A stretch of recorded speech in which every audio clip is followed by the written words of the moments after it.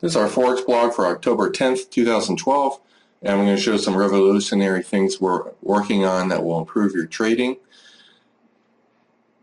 Let's scroll these charts forward first to catch up with today's price action.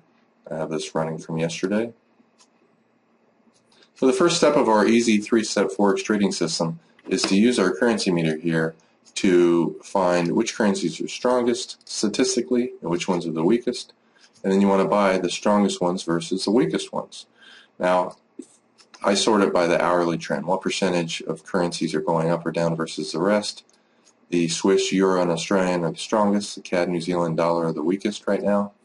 The real-time trend is in histogram form on the top. This is our build your own trend currency meter, which allows you to set the different statistical methods.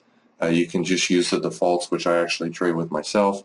When I change that in my own trading, I update it in the software so you never have to mess with that unless you want to tinker with it or, adapt it to shorter, ultra-fast micro scalping, 3 to 5 pip moves, which we don't do. A lot of us do scalp it. We look for 8 to 15, 20 pip moves or longer-term multi-hour traders.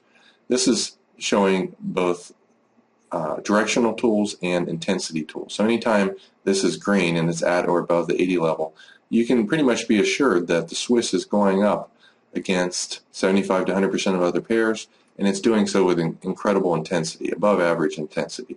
Those are the trends that tend to continue. Underneath that, we have the 15-minute trend, hourly trend, daily, weekly, and monthly trend. Now you can see the Swiss started showing lots of strength around 6, maybe 7 o'clock, 7:15.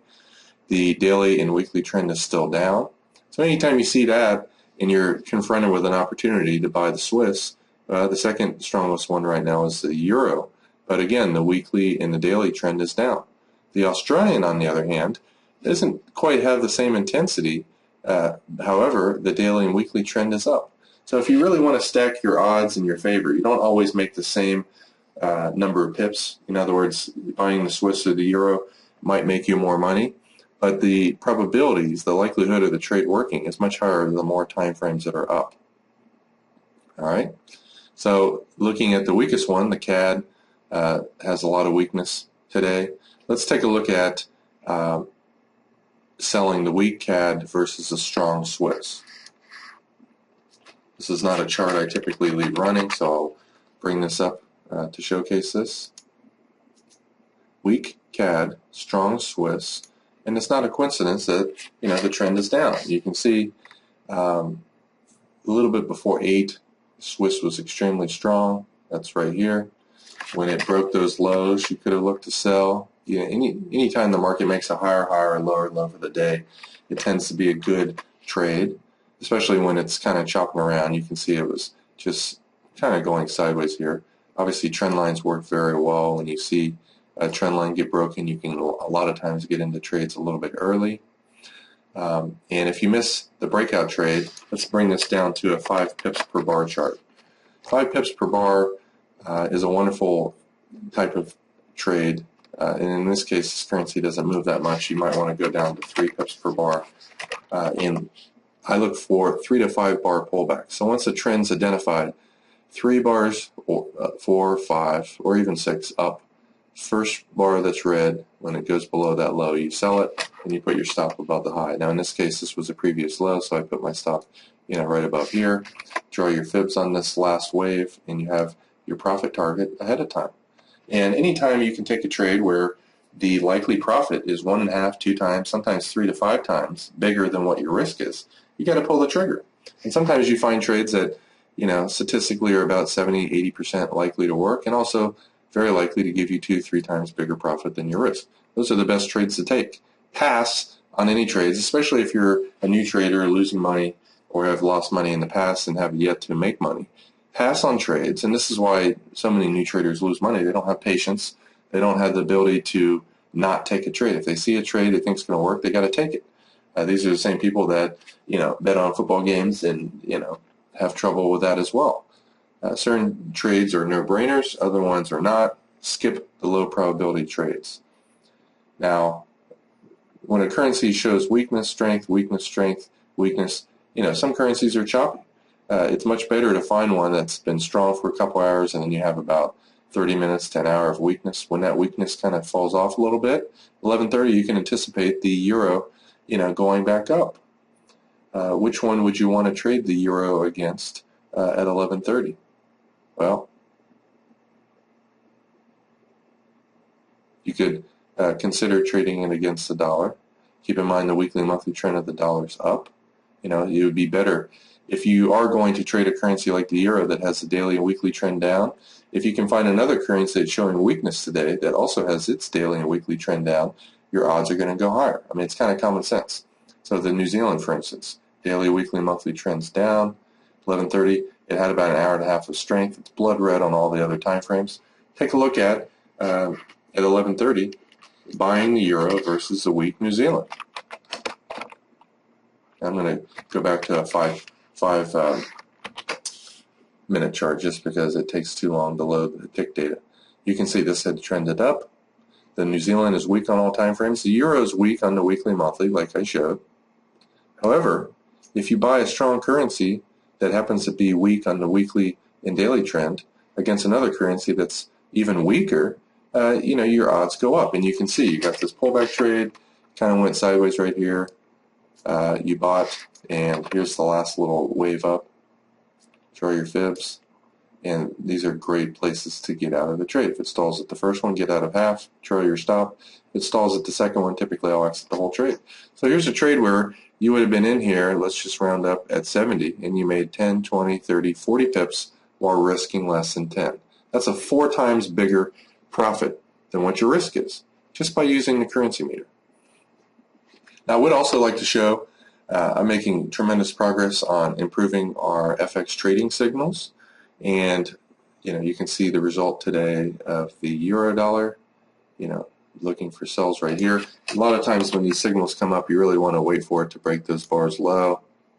It didn't really break till here. You might have had a small loss. You got short right here, small loss. Short right here, that one worked. This is a counter trend trade because it's a circle.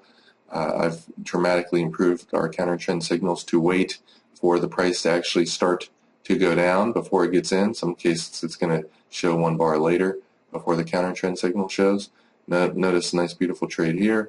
If you left click on these charts, it'll tell you what the trade is and decide whether you want to take it or not. This is the weekly point of control sell.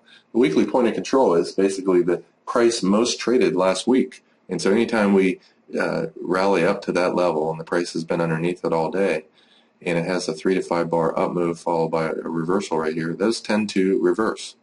Not today, but the price did move down enough that you could have moved your stop break even or close to it, and you would have only lost 4 or 5 pips. Look to buy here. In any of these signals that you see, you can improve your odds by looking at the real-time momentum as well as adding a displaced moving average. This is very fast. 5 period shifted 2 bars to the right. I'll make it white so it stands out more. Put DSP on. This is using digital signal processing technology, and you can see it actually in existence on this trade. This one rallied up. There were some counter trend signals right here in the code. It waited for price to actually break this moving average and close underneath it before giving the signal, and it avoided 2 or 3 losing trades. Let me just briefly showcase you what it looked like before the new rules I put in today. Here's the euro dollar. Notice this was the first pattern. Lots of sell signals. Price continued up another 8 or 9 pips before finally reversing. And this is what I'm doing every day, looking at the signals and trying to get rid of the ones that are low probability and the ones that are usually right but early, putting in additional code to wait. And this is the problem that so many new traders have. Wait for price to start going your way. And I really am a huge fan of this digital signal processing. Anytime you have a trend, typically if you wait 6 to 10 bars for a pullback, you can find a decent pullback. Now this was a trend up in the euro dollar, and what I mean by 6 to 10 bars is 6 to 10 bars that are underneath this digital signal processing based moving average. So you got 1 bar, 2 bars, 3 bars, 4 bars, 5. Just eyeballing it here, it looks like it's underneath there, and then that's not enough of a pullback. You need 6 to 10. So this bar right here is 6. If it had gone above this bar's high, the next bar you would have bought, but it didn't. 7, 8, 9, 10. And so therefore, when it went above this bar's high, you go long, and you can see, a nice 15, 18 pip move up while risking less than that. Now, anytime you take, and I plan on over time gauging what the probability of all the different signals are. There's about 28 different signals that show up in there. If you click on these, you'll see that. Number 4 trend sell, day value area down sell, counter trend sell previously was above the hourly stat high, number 4 trend buy, weekly point of control sell, number 4 trend buy, number 4 trend buy. And some of these might be lower probability, and I might need to put in code that actually waits for price to go above the moving average and getting you in a little bit late, but avoiding some of the losing trade signals that show up on the chart. That's what I'm going to be doing over time. But you can trade these systems, and I plan on releasing it this week. I've had such an amazing week improving the live version. When I switched this from historical to live, I had many problems that, just making me pull my hair out. But had an epiphany, fixed all the bugs, and this actually ran live last night. So these are the same signals you would have on your chart. And you can improve it by putting the digital signal processing based moving average on there. And any time you see a trend up, again, wait for a 6 to 10 bar pullback underneath that moving average. And it doesn't have to be in a row. Like I said before, 1, 2, 3, 4, 5. This one slightly closed underneath there, 6, 7, 8, 9, and 10. And whether the bar is up or down doesn't matter. All it matters is the closing price underneath this moving average. So let's take a look at that earlier. We had a trend up right here, right?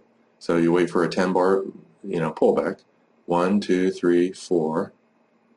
This one technically counts. 6.